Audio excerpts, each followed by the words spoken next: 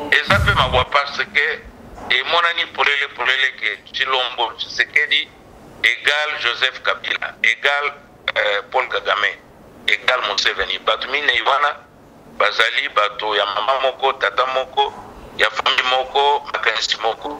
Wana ezalaki match, match ya entraînement. Ouais. Ozoyoka, c'est ça. Ba Kongoli bayeba, ba Mindel bayeba ke wana ezalaki match entraînement. Nani président Fayulu na ba 27 millions de Congolais bati moi bati goal mais match tout match nul. Mais on est un match entraînement. Second match c'est vous à la match il y a kafu ou petit abus il y a pour ça la victoire. Bon bana to kusa bisabatuana to kufunda Chantini Ngomila na police ya Kinshasa to ko sala barambuser biloko nyonso oyo bayibaki ya nani ya Nikoma Ingeli lisusu na mboka tokobimisa be Mike Mokebe na boloko po bazoko sur 4 000 5 000 $, tokofuta woto bisabato. Donc biso bato pour la défense na biso zanini contribution baninga bazoko bunda na balabala na Kinshasa biso totia kambongo vraiment fond de solidarité, c'est ça. Ezala $5, ezala $10, ezala $20, même $100 sur Zanango dia kuna cardinal ambongo te alors que Mosengo azali ko bima na manifestation. Donc on sait maintenant qui est qui, to comment ba politicien salon ya ba vidéo, le seul qui est sur le terrain c'est Martin Fayulu Madidi avec Mozito. Lui il se bat avec son peuple. Alors il faut que la population congolaise bayeba nani azali nani, okosala combat na ba vidéo te na kati ya ba salon ya climatisé na poto soki wapi ta sur le train. Donc na koloba boye atona ba momo ba miyebi. Ce n'est pas Martin Fayulu de leur dire de quitter. OK. Ce n'est pas notre devoir ba momo ba miyebi.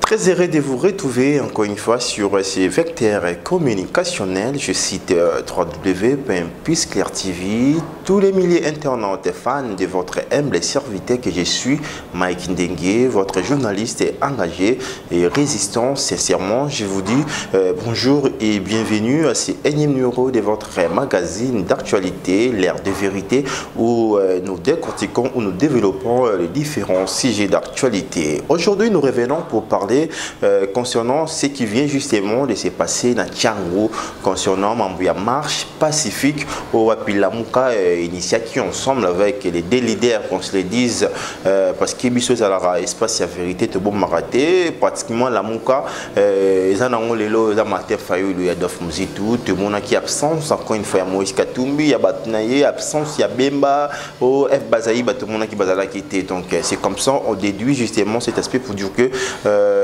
cette marche Zalaki initiée par les présidents élus d'une manière légitime bien sûr, Martin Fayulu, le nouveau coordonnateur Adolphe Mouzitou, il y a eu des représailles encore une fois. Batouba Betami, caméraman, Betami, là on parle bien sûr de notre caméraman, Joël Gona, chasseur d'images, je les salue là où se retrouve l'hôpital. À Betami, pareil et Bungi, tout ça. On ne sait pas comprendre. Alternance, dans le barama qui n'est pas alternance, il y a 1G. Imaginez-vous, RDC utilisera 4G, jusqu'au 1G alternance. Des fois, connexion entre les populations dans les gouvernants. Vous voyez aujourd'hui, le 8 mars, c'est Salami, interpellation, brutalité. Dans ces lots, nous voyons Lexis Legal, qui tabassé, tout le monde qui peut Ndekoniko, Mayengelo Toyambaki, notre caméraman et tant d'autres, plusieurs arrestations. Aujourd'hui, on en parle avec les conseillers. Il y a Martin Fayulu, le président légitime, mais il s'appelle comme ça le Soboya, mais c'est le Soboya Obo Apresiaka. Et Belé, Belle Défense, tout argumentaire trop le ensemble, Mambo et les Kaki, parce qu'il a eu le temps de suivre les vidéos déjà. Les lots, ceux qui 17h sur 18h déjà tous en choix et tout nous tout malement chocho concernant Mambeleki on a embrouillé point de vue et puis pour capable cette déclaration les présidents légitimes Martin Fayulu il faut traduire Gentili Ngobila l'homme ya Yumbi a mis en prison parce que a traduit pardon la justice parce qu'il m'a massacré qui c'est inconcevable sans plus tarder dire mes dossiers je vais essayer de la voir mais j'en profite pour saluer toute l'équipe là je pense à toi Paul Ayombe Alain Sima pour capable coordination là je vois Joël Kombe cordon Opi pour capable grâce je vous salue tous je vais lancer l'appel. Oui alors oui bonjour. Oui bonjour papa Boni. Ah ça va. Ouais, nous signalons. Déroulement et marche. Oui. Dans l'année qui déroulement et marche, ma lobby. Oui, vous avez déjà un direct, hein? Merci, oui, naïbi. Ok, justement, tu bengio parce que vous allez mon coin va conseiller, vous allez rappeler les présidents élus Martin Fayulu ou bien que vous allez en États-Unis, mais on participera toujours dans ma préparation, il y a plusieurs sorties, donc je crois, où t'équiper comme ça là concernant dernière activité. Mais aujourd'hui, tout comme on a représailles et salami la marche. Où il qui est bien pacifique, plusieurs arrestations, la brutalité, dont on cite dans ces lots notre caméraman Joël Gonazaki tabassé, caméra et bungi, il est même hospitalisé, je crois. C'est quoi déjà votre point de vue? Tant autant qui ba vidéo, on sait qui lecture ba vidéo, on a sentiment ni anima qui justement pour commencer. Bon, merci Mingi. Mike, sentiment est sentiment mitigé. D'abord, sentiment il y a mawa et puis sentiment il y a joie, il y a Esengo. Esengo pour nini parce que président élu à la kisi na mukili mobimba na la population ya Congo na ba du FCC ya cash surtout na Félix Tshisekedi Tshilombo na Joseph Kabila qui a zali vrai président ya Congo apesi mitindo bato babima avec bande sur la tête bakunyonso babimi na Goma babimi na Kinshasa babimi na Kisangani na Kikwit na Mbandaka partout même na Kasai kutu babimi donc ezali esengo mingi mais eza pe mawa parce que emonani polele ke Tshilombo Tshisekedi égal Joseph Kabila égal Paul Kagame égal Museveni bato mine iwana bazali bato ya mama moko tata moko ya famille moko makanisi moko malheureusement parce que oba lobake bosali sara Félix Tshilombo Tshisekedi aza mwana ya Kongo aza ndeko na bino lobi atali polele ke ye aza kolia na Paul Kagame na Joseph Kabila po babimela bakongolais babeta bango ba makrak bayo attaquer ba collaborateur ya président Mafa de ko biso Lexus tabaseye ba zokisi ba journaliste lokola moko monsieur Ndenge Mike Ndenge ba brutaliser nani notre caméraman Nikoma Ingele. Oui, notre caméraman il a été brutalisé, ba gazé biso tout ça. Voilà. Ba gazé bino, ba brutaliser bino. Donc, ezali vraiment preuve éclatante que le régime est changé. Après, Kabila c'est égal avant Kabila. C'est-à-dire un régime il y a Kabila, na Paul Kagame, na Joseph Kabila, ni Félix Tshilombo Batumoko. Même régime, même tactique, même stratégie. Ok. Donc, l'organe comme introduction, on a un match. Il y a un match et entraînement. Ouais. C'est ça. Match entraînement. Nani président Fayulu na 27 millions de Congolais bâti mois. Bâti goal mais match nul. Mais on a un match entraînement. Second match c'est vous allez match il y a Kafu. Il y a but, il y a la victoire. Très bien. Donc, très bien, juste quoi, Papa Loso, déjà, tu as eu un lobby et match d'entraînement, ça prouve à suffisance vraiment aux acquis en communication dans les présidents élus, parce que après juste les manifestations, on était à la réunion, les journalistes engagés, tout ça. Nous sommes convenus que l'action va continuer, hein, plusieurs actions vont continuer jusqu'à ce que le régime dictatorial les a renversés. Mais non, une question. Aujourd'hui, lobby Zalaki, pardon, Mamouya marche Zalaki, Yakokende, Koloba non à la balkanisation de la RDC.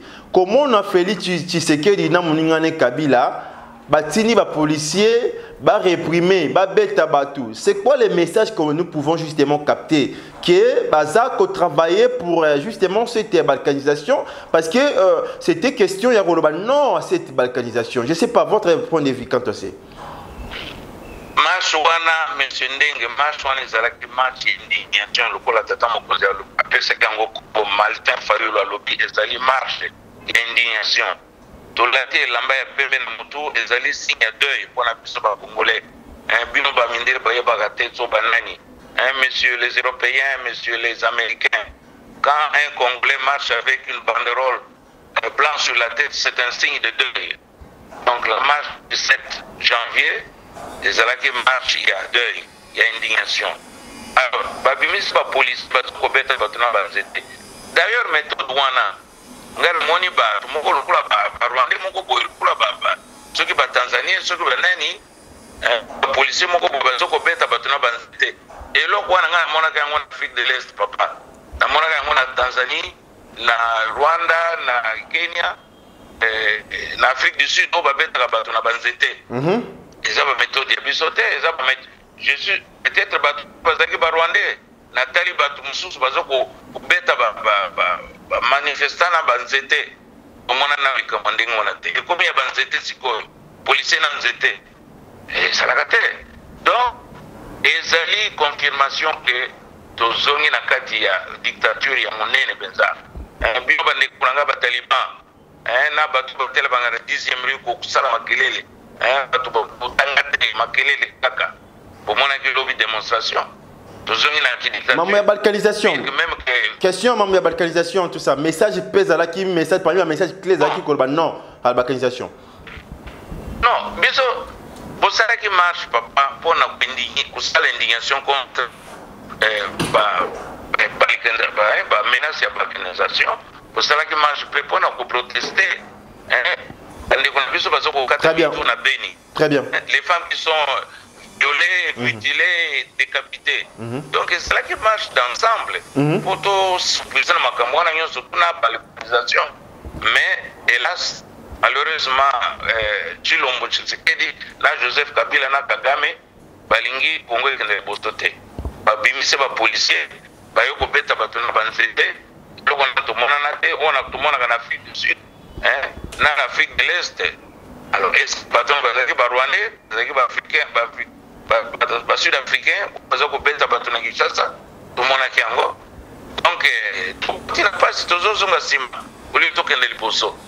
Grâce à Ndekonabiso Balobi, Philippe Tshisekedi Chilombo, aidez votre frère. Non, notre frère avec le Rwanda, avec Kagame et avec Joseph Kabila. On ne peut pas l'aider. Hier, on a Azong Moto, c'est lui qui doit s'amender.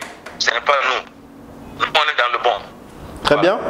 Maintenant, après justement ma représailles, tout le monde a qui le président élu à lobby, il faut qu'on traduire les gouverneurs à Kinshasa, il y a ville à Kinshasa bien sûr, Gentini Ngobila.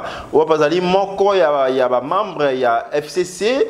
Je sais pas. Est-ce qu'aujourd'hui on peut dire que la constitution congolaise a été violée? Il y a un peu ça dans les présidents élus, cette permission, ils ont pu pouvoir ou bien plein pouvoir au saisir la justice congolaise. Quand c'est ezali violation monene ya constitution. Marche wana ezalaki marche pacifique et constitutionnelle. Très bien. Côté ya Congo, surtout pas constitution à biso mbeko likonzi. Et l'obité que ceux qui ont fait manifestation, il y a eu autorité lokola bakomaki Gentini Ngobila bakomaki mukanda po balobake notre sala marche 17. Donc on a ko informer non, que c'est une autorisation. Ok. Tous un régime d'information, tous un régime d'autorisation. J'ai un ngobila, bimisi, policier, petit bateau, bazooki bateau. Oui, tous un droit pour porter plainte. Et on écoute un lobby que le président a porté plainte. Nani Maingele, Nico Maingela a porté plainte. Oh, Bibi Biloko na Congo, téléphone. Alors, heureusement, jamais à la cantine. Tout ça, les fonds de solidarité. Ok. Bon, na fonds de solidarité, wana biso ba diaspora bino ba mama pozo kolela. Toti na mbongo na fonds de solidarité. Mbongo wana tokusambisa bato wana tokufunda Chantini Ngomila na polisi ya Kinshasa tokusala baramburse biloko nyonso oyo bayibaki ya nani ya Nico Maingeli. Lisusu na mboka tokobimisa be Mike Mokebe na boloko po bazoko sur 4 000 sur 5 000 dollars tokofuta woto bisabato. Donc biso bato diaspora défense na biso zani contribution baninga bazoko bunda na balabala na Kinshasa biso totia kambongo. Vraiment. Fond de solidarité. C'est ça. Ezala 5 dollars, ezala 10 dollars, ezala 20 dollars, même 100 dollars sur zanango tia kuna. Na mbongo wana Martin Fayulu a géré na ndenge ya bien. Tout ça les ça. Siko bakoki ko se questionner papa Loso bako se questionner mbongo ngo bakotinda pa nani mutango bakotinda zali nani. Non, mais tout de suite au lobby le lobby tozana mutongo ba désigner mama Nzalingo Mapela stratège yazo kuyamba mbongo bana. Non, ezali gambote ya kosala. Ezali fonds de solidarité. Tokotina mbongo wana pona nini? Yo journaliste, lokwa ba botela kibino banani ba pareil. Tokosala chaque chose wa pareil na yo mususu, lokola mayengele. Ba botela ke ba téléphone biso ki $270 ni na poche. Photos de sango, ozoki, aucun hôpital, photo pesa quelque chose basali yo. Mais c'est ça la partie. Na nani Algérie, na Soudan, na Éthiopie basalaka ndenge basalaka ndenge wana bato ya diaspora bazokotia mboka mwa meya oyo bazokobunda na kati ya terrain bazwa mboka wana basalisa bato bazokobunda. C'est tout à fait normal. Très bien. Fond wana tosi tosali yango. Ok. Mama komona ile Nzalingo Mapela stratège asika ndimi adininga mwa texto non azana est d'accord. Ok. Président a pesa ki autorisation. Bada retourne azali nani papa Loso. Mama Mapela azali nani. Mama Nzalingo Mapela stratège azali secrétaire na ya Mafa. Ok. Moi ça zo sala na maboko ya Mafa. Très bien. Soko tindi yo mama diaspora. Donc voir ça vraiment officiel et puis crédible. Voilà. Yokako, c'est crédible parce que voilà. Bon moi ma femme tazo ko gérer yango. Très bien. Le président lui yé bon ko azo ko gérer yango.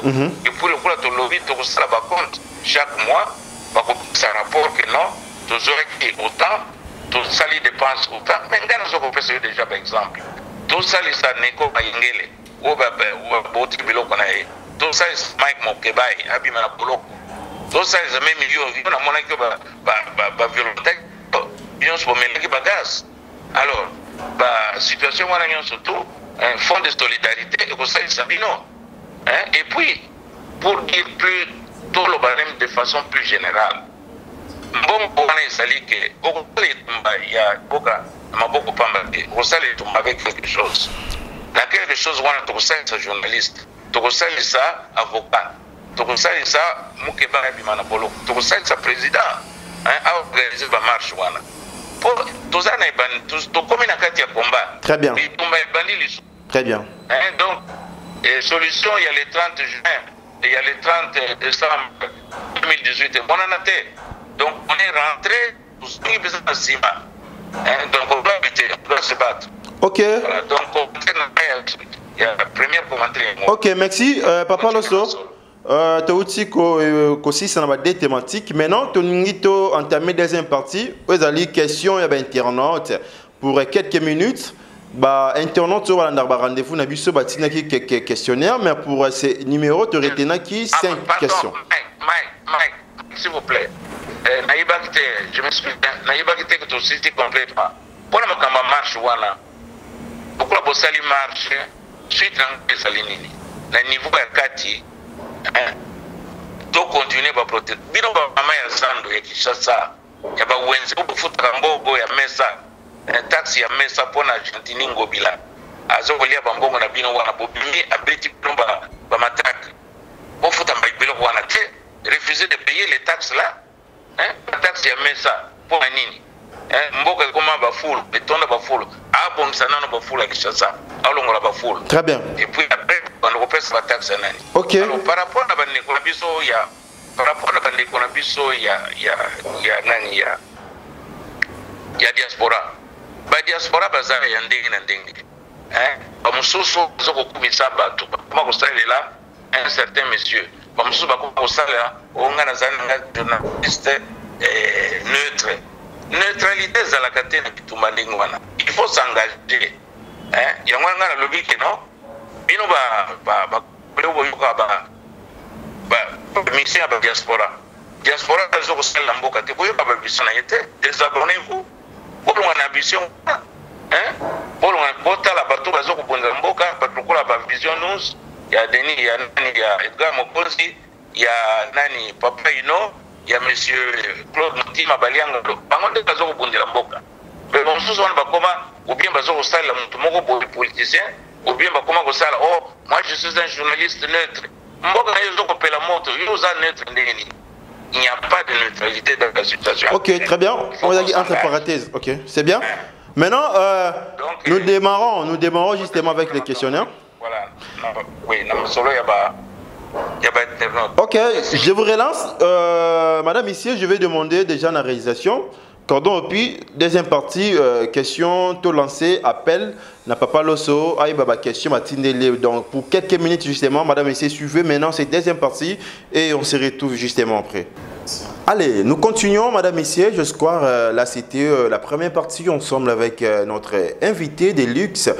Il s'appelle Monsieur Losoboya, ou Presiaka, belle défense, ou argument naïe, boyoki justement, position naïe constamment, mais qui marche. Maintenant, Troza, quelques questions. Je crois ce qui bolingi bokota, na kati ya Ribuk Nabiso Oyo, et on m'a agité à travers mon numéro, aux piste 143 81 70 87 9. Komeninga kakaso komeninga diku au continent katia liste parce qu'ils a vraiment groupe WhatsApp mais au continent liste il y a diffusion ya Mike Nege wana ndoko yiba ba évolution surtout tant au singa ba questionnaire pour na poser na ba invité na biso ndeti oyo toujours ça na invité na biso monsieur Loso papa Loso tu bani le questionnaire il y a un message moro awa à se présenter tout ça avec papa Mike Nege Mbote. Félicitations pour la liste. Nazana question mi balé à retour na papa Loso. Première question à lobby.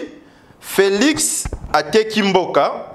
Maintenant, pona ko chasser et ko libérer Mboka. Donc abi Félix Ateki Mboka. Maintenant, papa Loso ni photo ça la pona ko chasser et ko libérer Mboka. D'accord. Oui, répondez déjà. Bon, lokola Félix Akoti na ye qui dictature ya Kagame ya Museveni na ya Joseph Kabila, il faut biso plutôt changer stratégie pour to longa ye. Au moins de bango force na bango ezo wuta et pas ba mindele. Bazo ko banani bazo ko lia mine mboma minere ya makila. Ezali ba pays lokola Suisse, na société na bango Glencore, ba lokola ba surtout ba canadien, ba société belé ya Canada. Il y a France, il y a Belge, très impliqués dans l'Afrique du Sud. Bon, bino batu il y a États-Unis, après ça va le soutien diplomatique, soutien militaire, mais ils arrivent à payer wana na wuti kotanga, bazo kolia biso bongo et makila. Alors, tout ça la nini. Bon, tout ça la nini, c'est-à-dire que tout banda siko yo ko mobiliser opinion publique na bango. Bango bazalaka ba régime démocratique. So yo politicien, to même société à monene. Ba ba ko lobela yo mabe, ba voter yo te. Donc, yo zali mwana diaspora na Suisse, na Belgique, na France, na États-Unis. To banda ko sala ba vidéo, to panza mona ba population ba mboka wana. Sincère yo ko loba du matin ozokoloba na bacongolais bavideo ya ndenge na ndenge to bacongolais basi bayebi mpasi wana bazokobila na kati mpasi sikoyo totourne minduki na biso na opinion publique européenne ya baaméricain ya bachinois tolobake non awa bino bovandi awa bozokovote badepute wana baministre wana na bahomme d'affaires wana bango nde bazokoboma bacongolais kuna bodenonce bango.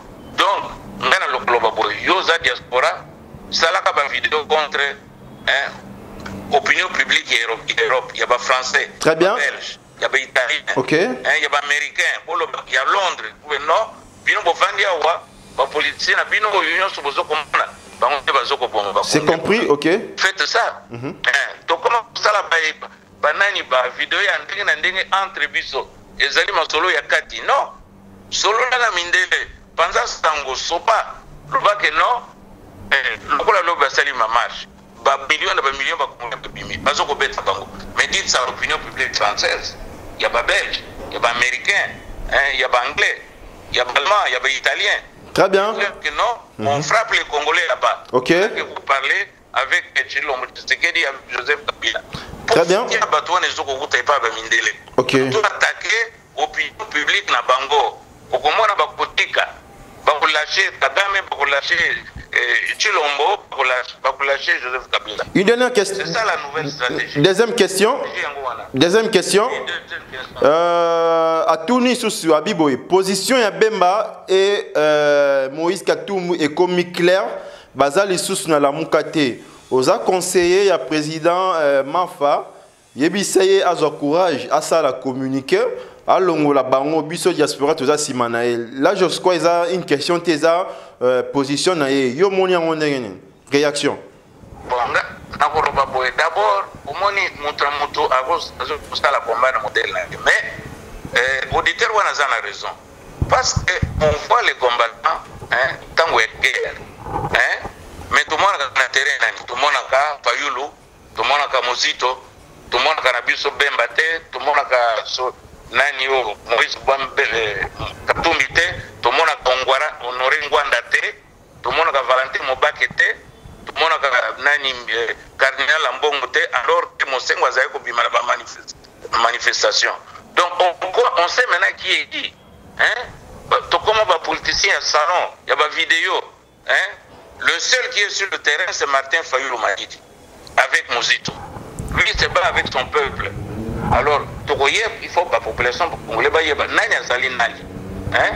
Pourquoi ça la combat na pas vidéo na kati ya salon ya climatisé na poto soki wapi ta sur le train. Donc na koloba boye atona bango moko ba miyebi. Ce n'est pas Martin Fayulu de leur dire de quitter. OK. Ce n'est pas notre devoir bango moko ba miyebi. Et puis population a se reparler bango. Très bien. On a l'élection à se rappeler na terrain nani traître nani affairiste nani opportuniste voilà tout le monde qui Jean-Pierre Bemba tout le monde qui Moïse Katumbi tout le monde qui Honoré Ngwanda ou elobaka mingi Valentin Mobake tout le monde qui était tout le monde donc population congolaise ba yeb qui est qui politique il y a salon il y a pas vidéo ce n'est pas ça qui va libérer le pays. Descendre sur le terrain. Très bien, tu dois continuer. Une autre question? Oui. Ce n'est pas à Martin Fayulu de dire aux politiciens que à côté de toi, à côté de ton combat. Très bien. Ok. Une autre question. Internaute Moussoussou. Bonjour Magdénier, félicitations pour le travail. Demande à M. Losso. Pourquoi le président Martin Fayulu ne peut pas prendre l'arme ou aller en rébellion afin de chasser les régimes de Fathi et Kabila? La réponse est très simple. Au moment où marche au Congolais partout dans tout le pays, ils ont peur. Au moment où policiers, ils ont peur. Parce que ce n'est pas c'est la peur qui... on va ligner une arme, balobi ya simba arme qui est une rébellion. Arme, mais il y a mon groupe qui s'intéresse à l'obaki. Est-ce qu'il y a arme qui l'équipe population d'Ali? Très bien. Bon, l'autre yo na mona qui yo na front, na Lexus, hein na mayenge Naba Miko Mayengele, Trésor King, Joël Kombe, voilà. Ba Joël Kombe, ba Mama Boni Chantal, ba nani, hein, ba combattant, ba vrai combat, Adi Malenga. Vous êtes un combat, c'est ça le soir. Vous êtes les armes, hein, de Fayoulou. Vous vous battez. Donc, ne doutez pas. Très bien.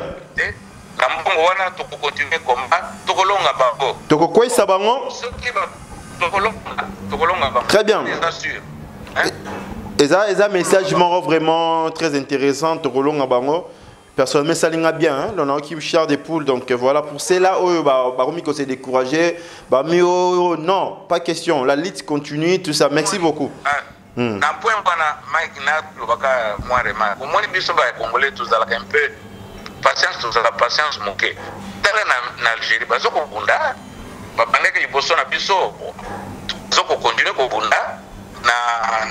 na Soudan, bon, kuna balongaki na kiye bazoko bunda, hein?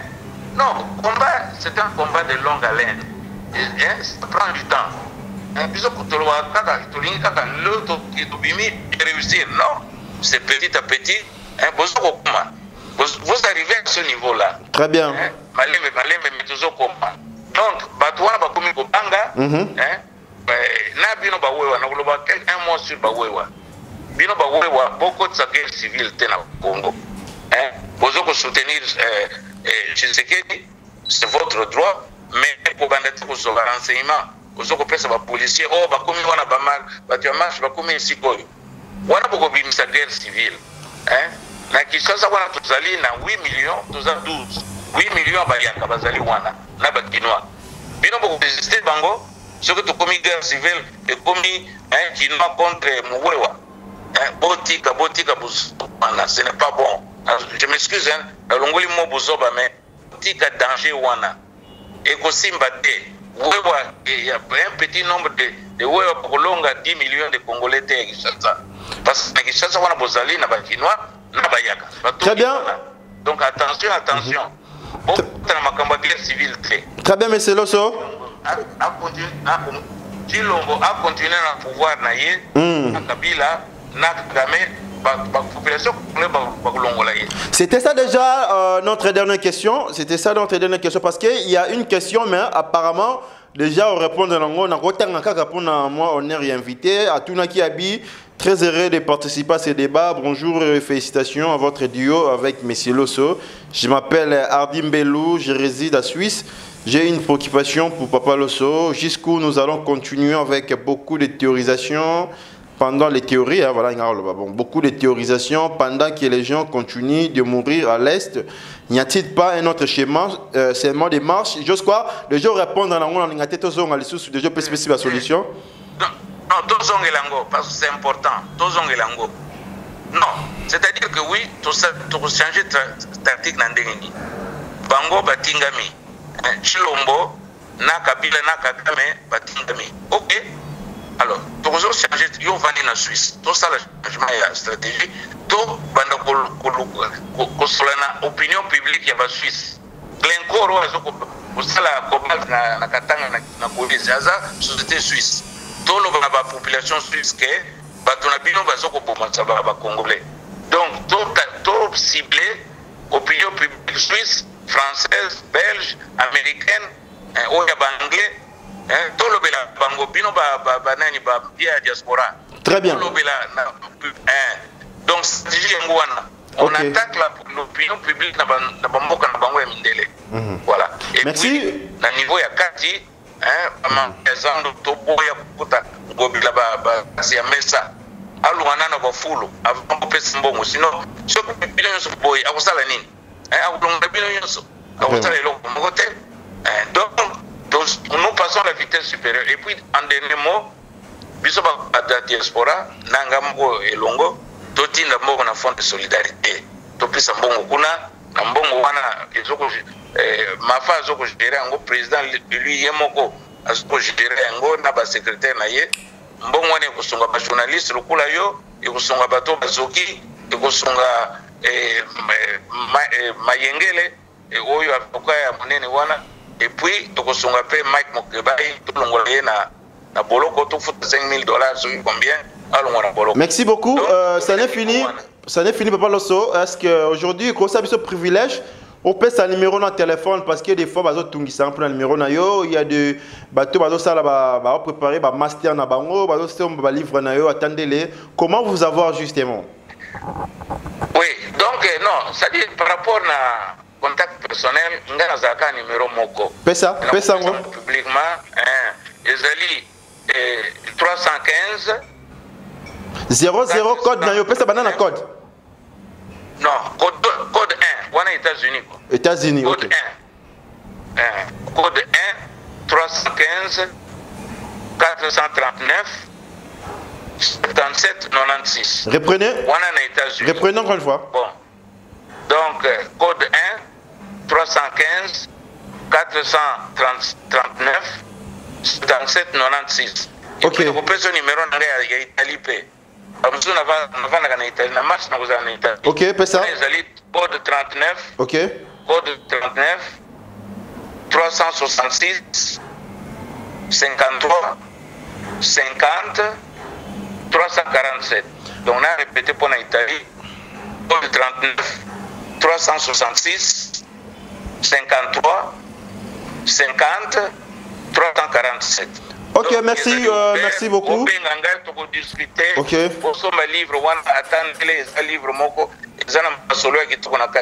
Donc moi je suis ouvert, hein, sur même étudiants, je participer, je sponsorer, je commentaire, je mémoire, je doctorat, je commentaire technique, je ouvert. Je suis disponible. Ok, merci beaucoup, Monsieur Loso, pour la disponibilité. Je crois qu'on est ensemble pour nos devoirs ou bien Moussala Autoponi, il y a côté, il y a Congolais, à travers le monde, il y a conscientiser. Donc, je crois, les rendez-vous est pris déjà pour un prochain numéro. Bye. Bye, merci à vous. Ok, Madame et Messieurs, ça n'est fini. Nous étions avec M. Losoboya, je crois, Bouti Koyuka positionné concernant différentes thématiques. Tolobélian a complaisance des salaratés, espace l'air de vérité. Ensemble avec moi, votre humble serviteur Makindenge, avec mon invité de luxe, M. Losoboya, Oboyebi, donc Kazakum Toloba Souté Bozakebele. Donc on continue pour les prochains numéros. Nous allons voir à travers mon numéro, ils ont un soutien 729.